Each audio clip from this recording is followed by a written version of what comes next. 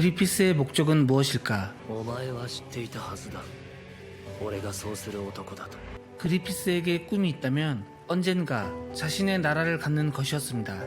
그가 어렸을 적 늙은 점쟁이에게 우연히 건네받은 진홍의 베이리트는 어쩌면 평범할 수 있었던 그리피스 운명을 바꾸는 계기가 되었고, 그때부터 5번째 고드핸드가 될 운명으로 선택받았습니다.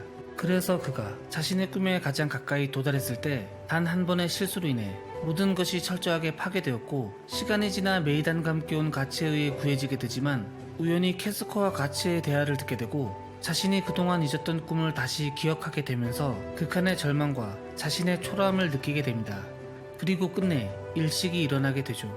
그렇게 일어난 일식에서 그리피스의 무의식 속 내면에선 오로지 꿈을 위한 냉정하고 비정한 모습뿐만이 아닌 자신의 꿈에 희생된 사람들에 대한 미안함과 죄책감, 그리고 그에 대한 고독과 자기 연민을 가지고 있었습니다.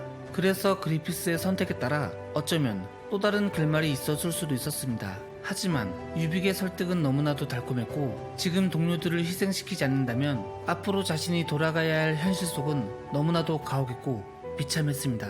그래서 한순간 눈을 감고 그저 바친다는 말 한마디면 다시금 자신의 꿈을 향해 달려갈 수 있었습니다.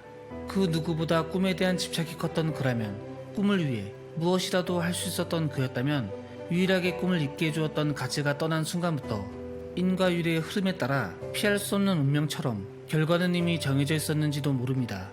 여기서 인과율이란 원인과 결과 사이의 관계를 뜻하며, 원인이 되는 어떤 상태가 일어나면 결과적인 다른 상태가 필연적으로 따라 일어나는 것을 말합니다. 결국 운명은 정해진 대로 움직이게 되어 있고 이미 정해진 인과율의 법칙이 있다는 것으로 여겨집니다.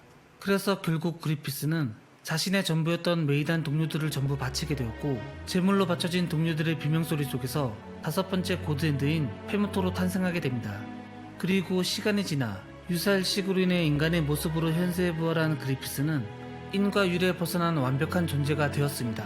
현세에서 그를 위협할 수 있는 존재 따윈 없었으며 자신을 따르는 이들을 이끌고 순식간에 전쟁의 영웅이 되었습니다. 현세에서 홀로 타의 추종을 불허하는 존재, 그야말로 절대자였습니다.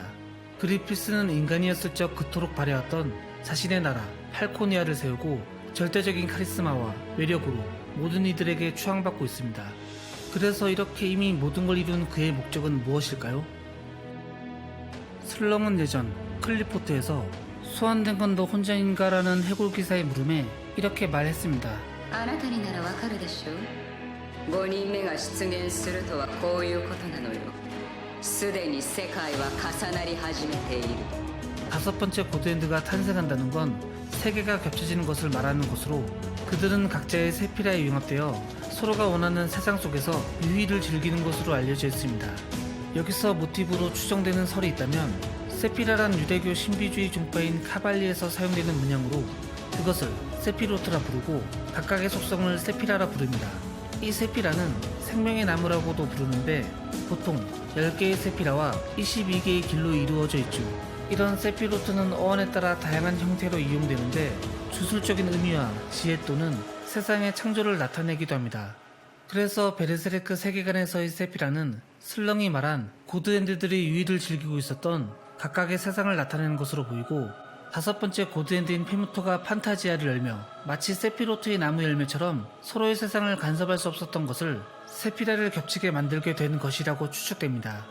작중에선 가닌슈카의 죽음으로 세계 나선수가 나타나면서 각 세상이 겹쳐지는 판타지아가 열리는데, 그것이 세피로트 나무, 즉 생명의 나무의 세피라가 겹쳐짐을 나타내는 것을 상징하는 건 아닌가 싶습니다.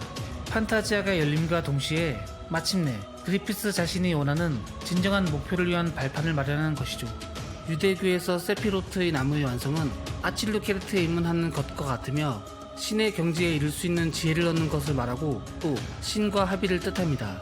카발리스트는 이것이 우주 전체를 상징한다고 여기며, 생명의 나무는 광활한 대우주를 의미함과 동시에 신에게 이르는 정신적인 편력을 의미하기도 합니다.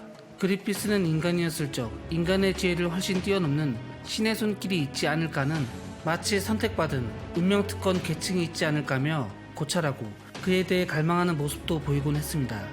처음엔 인간이었을 적 나라를 손에 넣고자 하는 욕망이었지만, 고드핸드가 된 그리피스는 이젠 자신이 신이 되거나 대등한 자가 되려 하는 건 아닌가 싶습니다. 오컬트적으로 봤을 땐 유대교의 세피로트 나무라 불리는 생명의 나무에서 인간의 영혼이 떨어져 구프에 담기는 것을 은유적 비유로 보물창고라 부르는데, 이 구프가 텅텅 비면 마침내 유대교에서 말하는 구세주, 즉 메시아가 나타납니다.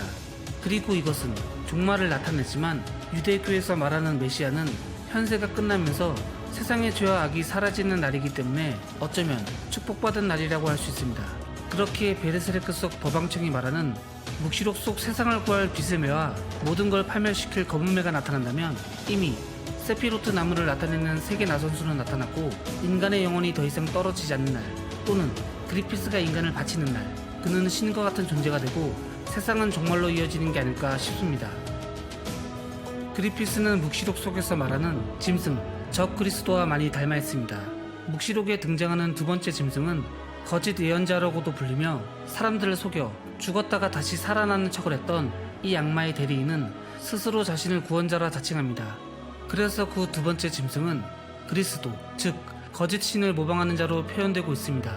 그리피스 또한 자신의 꿈을 위해 구세주로 현혹하여 모든 사람들에게 추앙받는 사기꾼인 것이고, 이런 모든 행동들은 최후의 목적을 위한 것이라고 여겨집니다. 그리고 고드핸드들이 일식에서 인간들에게 재물의 낙인을 찍는 것처럼 유한 묵시록에선 두 번째 짐승은 첫 번째 짐승에게 건세를 받아 자신을 상징하는 낙인을 자신을 따르는 인간들에게 찍는다고 전해집니다. 이것은 베르세르크 세계관에서 마치 고드핸드를 탄생시키기 위한 재물의 낙인과 비슷한 모습을 보이기도 합니다. 그리고 고드핸드들을 전생시킬 수 있는 폐양의 알은 탄생과 재생을 상징하는 부활절 알과 다르게 뒤틀어진 방식으로 재탄생시키는 물건입니다. 그리고 작중에는 216년마다 등장하는데, 이 악마를 상징하는 숫자 666은, 즉 6의 3승은 정확히 216년을 나타냅니다. 그리고 재물의 매개로 죽음을 통한 부활을 뜻하고 희생을 통해 고드핸드가 탄생하는 걸 볼 수 있습니다. 마치 악마와의 계약에 필요한 재물처럼 말이죠. 슬렁은 클리포트에서 트롤의 피와 살의 매개로 현세에 강림하게 됩니다. 본래 일식이 아니라면 강림할 수 없었던 고드핸드가 이렇게 갑자기 강림했는데, 이것은 어둠을 상징하는 클리포트였기 때문에 가능한 것으로 여겨집니다. 클리포트는 본래 세피로트 나무와 반대 의미를 가지고 있습니다. 수형 자체도 세피로트와 다르게 거꾸로 배열되어 있고, 세피라가 천사들이 대형되는 것처럼 클리포트의 크리파마다엔 악마들이 대형되는 모습을 나타냅니다. 마치 선과 악이 대변하듯 반대로 말이죠. 그래서 클리포트의 상징은 그 자체로도 혼돈 그리고 악덕과 부정을 상징하기도 합니다.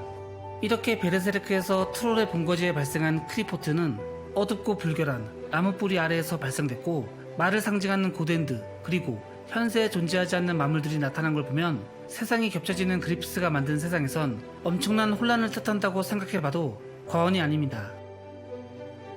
이젠 그리피스는 인간이었을 적 한 나라를 갖는 것이 아닌 겹쳐진 세상 모든 걸 정복하려고 할 것임은 틀림없습니다.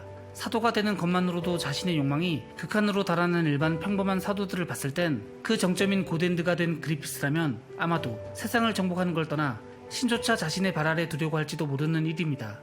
그래서 이런 여러가지 정보를 취합해 예상해보면 그리피스는 겹쳐진 모든 세상을 정복하고 자신이 신이 되기 위해, 또는 필적하는 존재가 되기 위해 법왕청의 묵시록 속에 나오는 비스매를 흉내내어 자신을 믿는 사람들을 현혹하여 속이고 자신의 나라의 모든 이들을 바쳐 강력한 힘으로 신과 같은 존재가 되려 하고 있다고 생각합니다.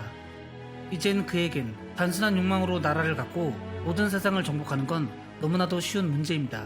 굳이 자신이 나서지 않는다고 하더라도 그를 위해 목숨을 아끼지 않는 사람들과 강력한 사도 그리고 전마병들이 있습니다.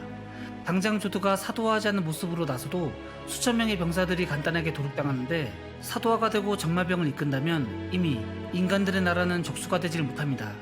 결국 그리피스가 쿠샨을 물리치면서 인간들에게 구세주가 된 것은 마치 목표를 이루기 위한 하나의 과정뿐이라고 생각됩니다. 물론 그가 왕국을 세운 후 무엇을 할까라는 것에 아직 알려진 바는 없지만, 분명 오로지 통치를 위해, 자신의 욕망 해소를 위해 단순하게 나라를 세우는 것이 아니고, 그리피스의 페모트의 모습은 예언 속 파멸을 가져올 검은매라는 걸 생각해보면 끝없는 갈망의 연장선상으로 보입니다. 그렇기에 분명 세상을 흔들 강력한 파멸이 찾아올 것임은 틀림없습니다. 그가 메이단을 바쳤던 것처럼, 그들에게 신뢰를 받았던 것처럼 그리피스는 팔코니아를 재건하고 수많은 사람들을 모으고 있습니다. 고드핸드가 되었을 적 재물이 되었던 메이단은 그를 신뢰하고 따랐으며 끝까지 구하러 와주었던 동료였고, 그리피스에게도 소중한 존재들이었습니다. 그래서 팔코니아에서도 또한 사람들에게 인간미 있게 대하고 신뢰를 얻는 것도 결국 자신이 더 큰 존재가 되기 위한 재물을 바치기 위한 과정이 아닌가 싶습니다. 어쨌든 인과율에 따라 가츠와 그리피스는 결국 최후의 결전을 할 수밖에 없을 거라고 생각됩니다. 그리피스에게 있어 몇천의 동료 그리고 몇만의 적 가운데 유일하게 자신의 꿈을 잊게 해주었던 가츠, 그리고 가츠에게 있어 지옥과 같은 삶 속에서 유일하게 꿈과 목표라는 욕심을 가지게 해준 그리피스, 이렇게 흙과 백을 상징하는 서로가 절대 피할 수 없는 싸움 속에서 어떤 이야기를 만들어낼까요? 지금까지 덕고였습니다. 영상 시청해주셔서 감사합니다.